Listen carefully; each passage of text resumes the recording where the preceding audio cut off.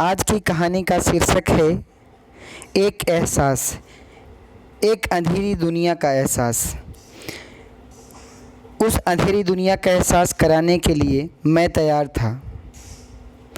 कैसी होती है एक अंधे आदमी की ज़िंदगी, जिसको जीने के लिए मैंने देहरादून शहर चुना था, जहाँ पर एक अंधा आदमी कितनी मुसीबतों का सामना करता है, मुझे उसको जीना था। मैं सुबह जल्दी उठा, तैयार होकर आंखों में पट्टी बांधे हुए मैं हाथ में एक छड़ी लिए हुए कौटले भवन की तरफ पहुंच गया। मेरी सहायता के लिए मेरे साथ 3 दोस्त भी मेरे साथ चल पड़े। मैंने रिक्शे वाले भैया को आवाज़ दी, ओ भैया ज़रा गेट तक छोड़ देना। रिक्शे वाले भैया ने मेरी तरफ ध्यान से देखते हुए बोला कि कुछ हुआ है साहब आपको?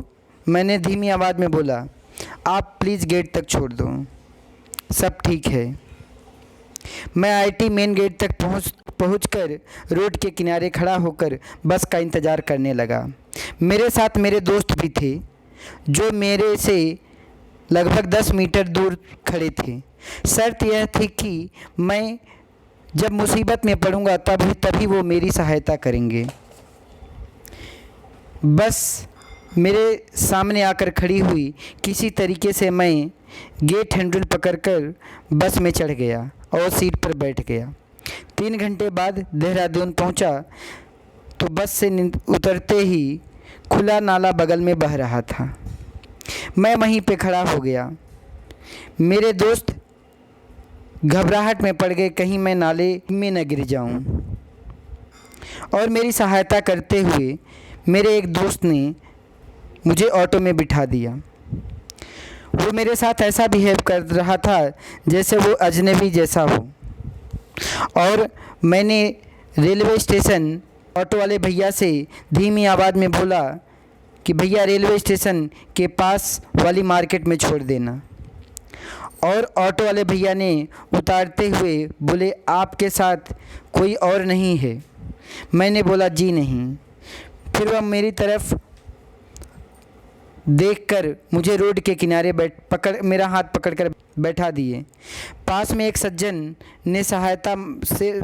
से सहायता मांगते हुए मैं बोला, आप मुझे रोड क्रॉस करा देंगे? उन्होंने थोड़ा इंतज़ार किया, फिर मेरी तरफ हाथ बढ़ाते हुए मुझसे धीरे से पूछा कि आपको कहाँ जाना है? मैंने धीरे से बोला, घंटाघर। मैं छड़ी की सहायता से रोड के किनारे चलते हुए कई बार रास्ता भटक जाता था, तो कुछ अच्छे लोग मेरा हाथ पकड़कर मुझे रास्ता दिखा देते थे। और कुछ लोगों को तरस आ जाता था तो मुझे रोड क्रॉस करा देते थे।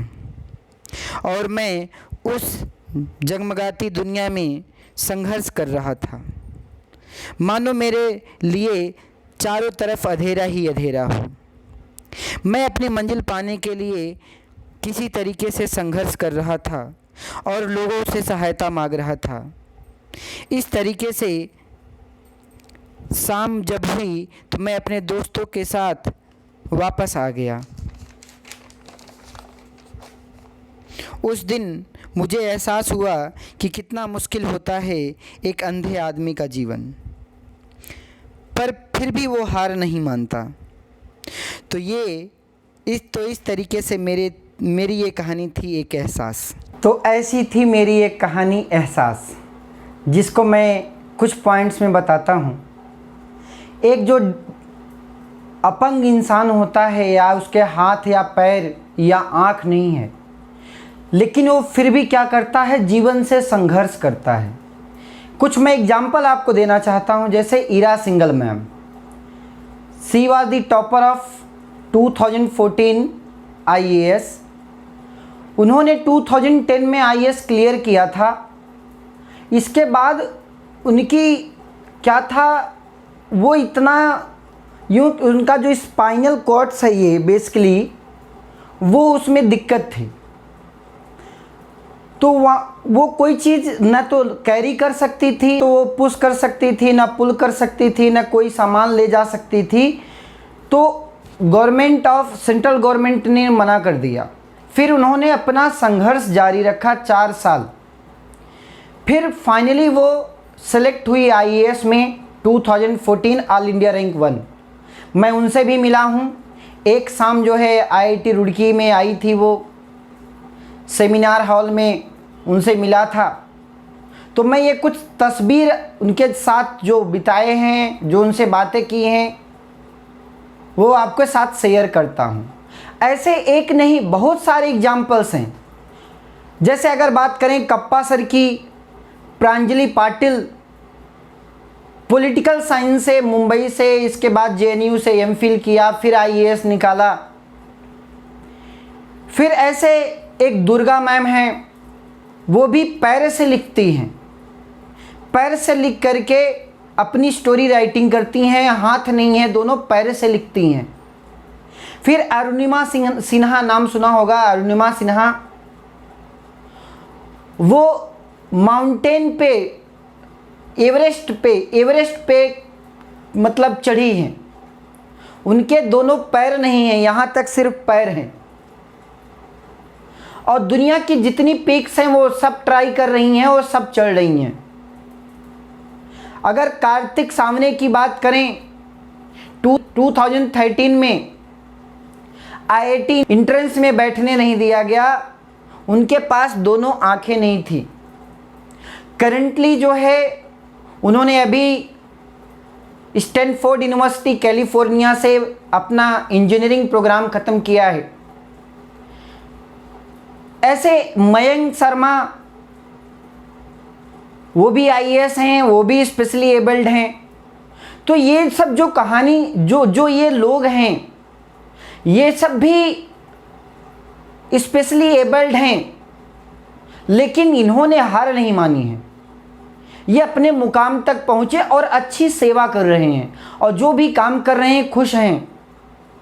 तो आप सभी बच्चे जो कंपटीशन की तैयारी कर रहे हो, जो आईआईटी की तैयारी कर रहे हो, या जो नीट की तैयारी कर रहे हो, जब ये लोग कर सकते हैं, जिनके पास चैलेंजेस हैं, डेली लाइफ में चैलेंजेस हैं, उनको पानी पीना हुआ, उनको खाना खाना हुआ, जो बेसिक नीड्स हैं, उसके लिए अगर वो स्ट्रगल कर रहे हैं, और इसके बावजूद भी वो अगर अपनी मंजिल तक पा रहे हैं, मंजिल को पा रहे हैं, तो आप कर सकते हो। आपके पास रिसोर्सेज हैं, आपके पास भगवान ने सब कुछ अच्छा दिया है आपको, हाथ पैर आँख सब कुछ अच्छा दिया है, तो आप कर सकते हो।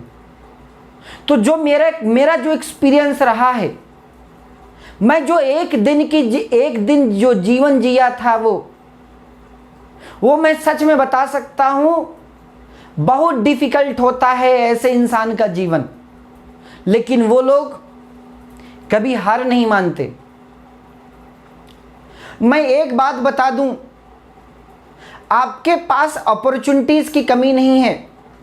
जिनके अंदर फायर है ना, जिस बच्चे के अंदर फायर लग गया कि नहीं मुझे ये काम करना है, चाहे वो कंपटीशन हो या यूपीएससी हो या आईआईटी हो, इट डजेंट मैटर, डॉक्टर हो या नीट का एग्ज़ाम हो, वो करके ही मानते हैं।